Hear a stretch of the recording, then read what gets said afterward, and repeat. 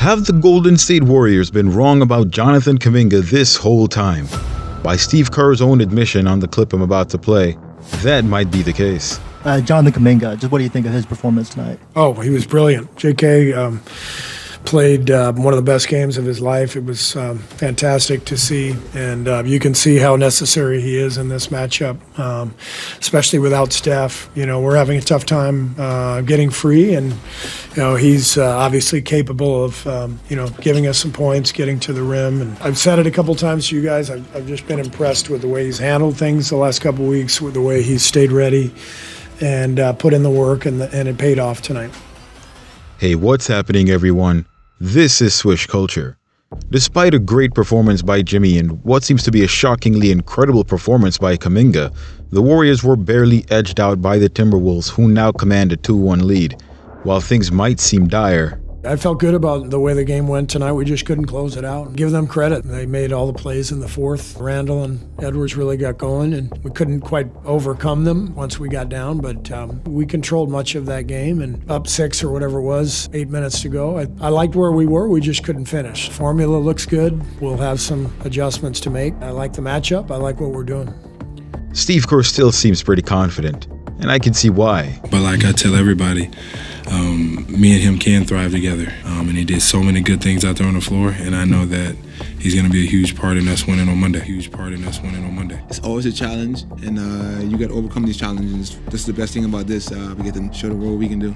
Now, if you're wondering why anyone should listen to what Jimmy Butler says on if the Warriors can win, don't forget this clip. Me and JK could thrive, can, and will thrive together on the basketball floor. After making that bold claim, Butler backed it up by dropping a combined 63 points, 13 rebounds, and 10 assists with JK the very next game.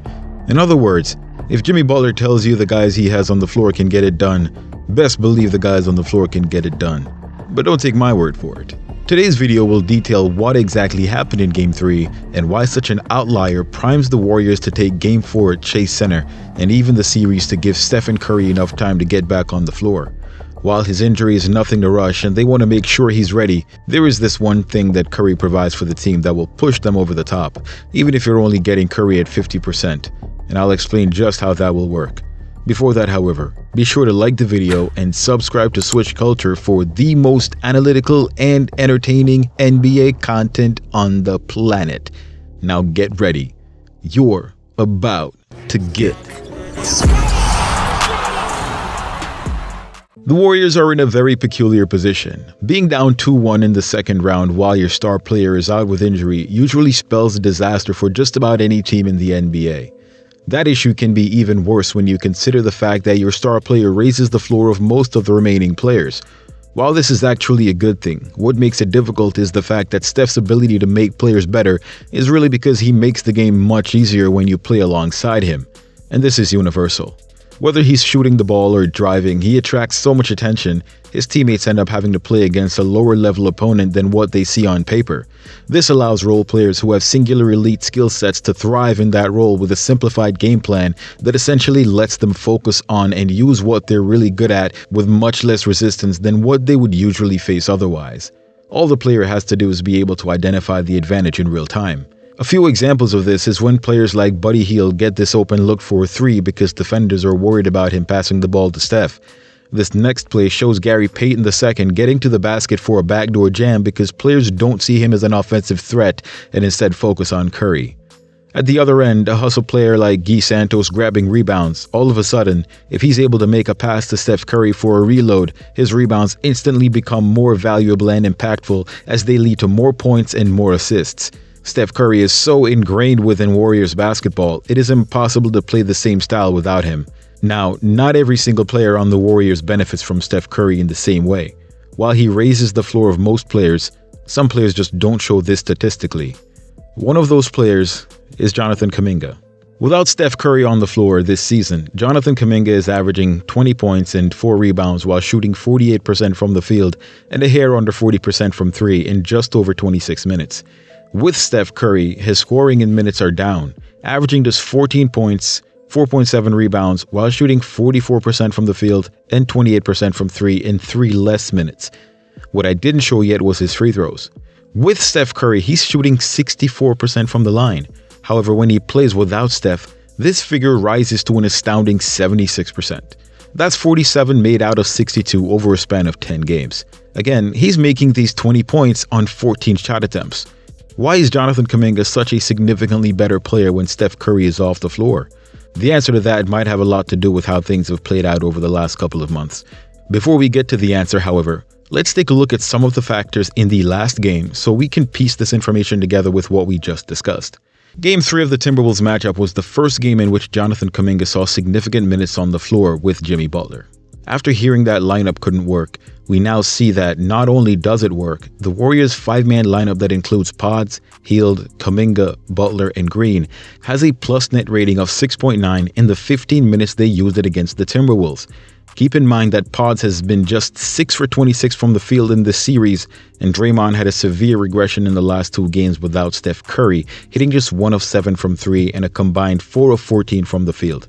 Now, while the Warriors don't depend on Draymond for offense, it's extremely challenging for the Warriors to win games when both he and Pods aren't able to hit their shots.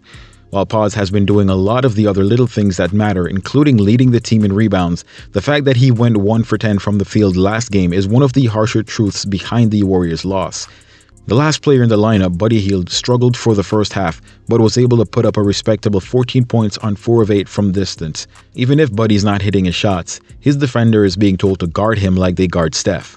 For me, it's kind of easy, but just because Buddy kind of does the same as Steph, he just shoots a lot of threes. I wouldn't say he's as good as Steph, but he's like Steph. I just kind of treat him how I guard Steph, just not giving him no space. While this provides some relief, it isn't anywhere near what the Warriors would have gotten from Steph, as they don't typically send a second defender to guard Buddy.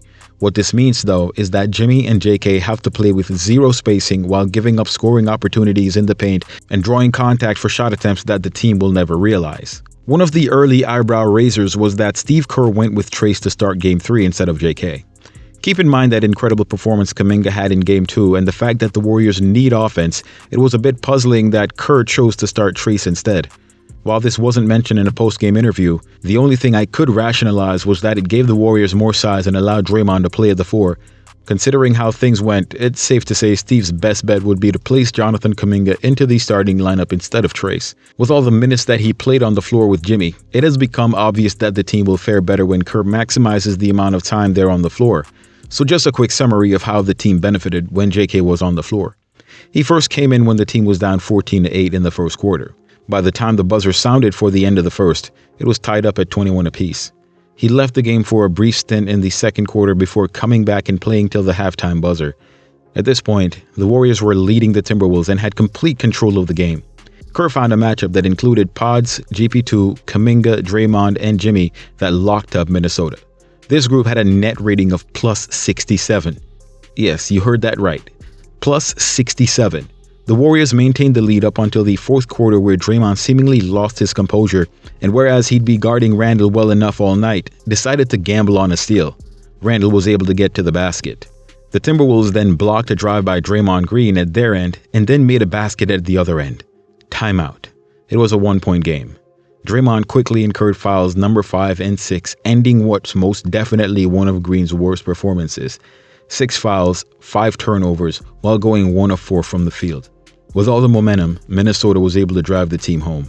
Steve put the ball in Jimmy's hands and he struggled to score down the stretch. He ended the night with 33 points, 7 rebounds, and 7 assists in 43 minutes. Jonathan Kuminga, who didn't really get many touches down the stretch, had 6 points after hitting 2 threes in the last minute. But it just wasn't enough to close the gap.